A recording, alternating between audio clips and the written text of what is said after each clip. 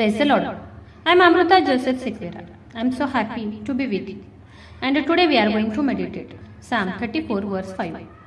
स्तोत्र संहितेचा 34वा अध्याय 5वे वचन आज आपण पाहणार आहोत.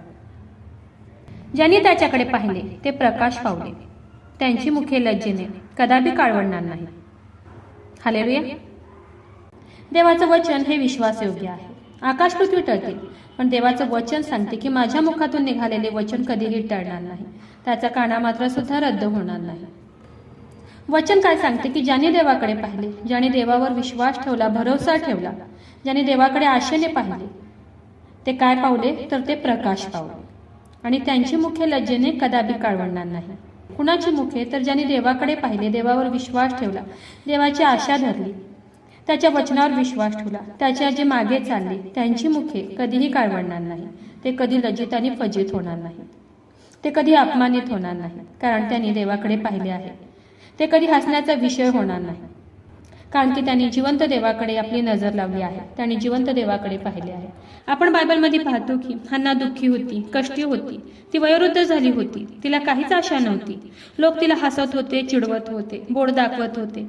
ती चर्चेचा विषय झाली होती, हसण्याचा विषय बनली होती. पण त्या परिस्थितीत सुद्धा, त्या दुःखी अशा परिस्थितीत सुद्धा हन्ना मंदिरात जाऊन देवाला हाक मारत होती. देवाची आशा तिने धरली होती.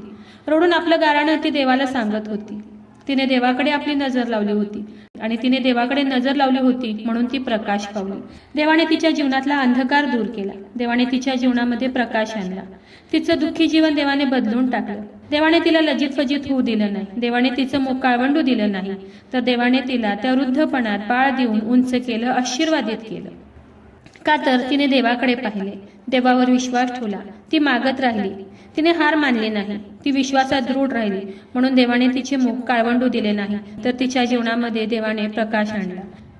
खरं देवाचं वचन हे खूप सुंदर आहे. देवाचं वचन हे विश्वासयोग्य आहे. म्हणून आजच्या देवाच्या वचनावर विश्वास ठेवा आणि देवाला म्हणा की हे देवा, मी तुझ्याकडे पाहत आहे, माझं मुख कधीही लज्जेने काळवंडू देऊ नको. असं म्हणून आज तुम्ही देवाला हाक मारा आणि विश्वास ठेवा की तुमचे मुख लज्जेने कधीही काळवडणार नाही. देव तुमच्या जीवनामध्ये प्रकाश आणेल, आणि हन्नाप्रमाणे देव तुम्हाला उंच करील, आनंदित करील, तुमच्या जीवनातील सर्व दुःख दूर करेल. पण तुम्ही विश्वासाने देवाकडे पहा, देवाची आशा सोडू नका, सतत देवाला मागत राहा, म्हणजे देव हन्नाप्रमाणे तुम्हाला तुमच्या प्रार्थनेचं उत्तर देईल. देव तुम्हाला हन्नाप्रमाणे आनंदित करेल, उंच करेल.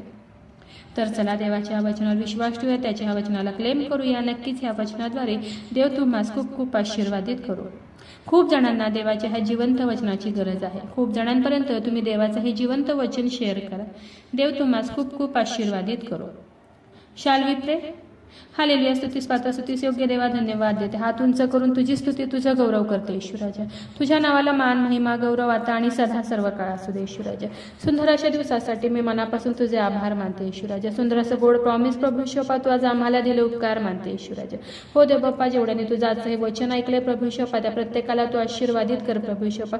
आणि हो देव बाप्पा, जेवढे जण विश्वासाने देव बाप्पा तुझ्याकडे डोळे लावू देत, तुझी आशा धरली आहे प्रभू शोपा. हो देव बाप्पा, त्या प्रत्येकासाठी आग्रहाची विनंती करत आहे प्रभू शोपा. त्यांचं मुख लज्जेने कधीही काळवंडू देऊ नको देव बाप्पा. हो ईश्वराजा, त्यांचं दुःखी जीवन बदलून टाक देव बाप्पा, आणि हन्नाप्रमाणे प्रभू ईश्वपा तू त्यांना उंच कर, आशीर्वादित कर आणि आनंदी कर प्रभू ईश्वपा. माझा विश्वास आहे ईश्वराजा, तू माझी प्रार्थना ऐकलेली. जेवढे प्रेयर रिक्वेस्ट आले तुझ्या हातात देते. प्रत्येकाची प्रत्येक गरज नासरेत कर येशू, तुझ्या नावात तू पूर्ण कर. आग्रहाची विनंती करत आहे प्रभू ईश्वपा. जेवढे लोक आजारी आहेत, त्रासात आहेत, संकटात आहेत, हॉस्पिटलमध्ये आहेत प्रभू ईश्वपा, त्या प्रत्येकासाठी विनंती करत आहे. तुझे स्वर्गीय सामर्थ्य तू त्यांच्याकडे पाठवून दे प्रभू ईश्वपा, आणि तू त्यांना स्पर्श कर आणि बरं कर प्रभू ईश्वपा. आग्रहाची विनंती करत आहे प्रभू ईश्वपा. जेवढ्याने तुझं आजचे वचन ऐकलं, तुझ्या वचनावर विश्वास ठेवला, या प्रार्थनेमध्ये तुझ्या चरणाजवळ आले, तुझ्या वचनाला क्लेम करत आहेत प्रभू ईश्वपा, त्या प्रत्येकासाठी विनंती करत आहे. त्यांच्या शरीरामध्ये असलेल्या सर्व रोगांना मी नासरेत कर येशू ख्रिस्ताच्या नावात आज्ञा करत आहे, कमांड करत आहे. शरीरातील सर्व आजार, दुखणं, व्याधी, रोग प्रभू येशूच्या नावात आज निघून जाऊ दे. नासरेत कर येशूच्या नावात आज सर्व रोग, आजार, दुखणं, व्याधी निघून जाऊ दे. हो ईश्वराजा, तू त्यांना स्पर्श कर आणि बरं कर प्रभू ईश्वपा. माझा विश्वास आहे ईश्वराजा, तू माझी प्रार्थना ऐकलेली.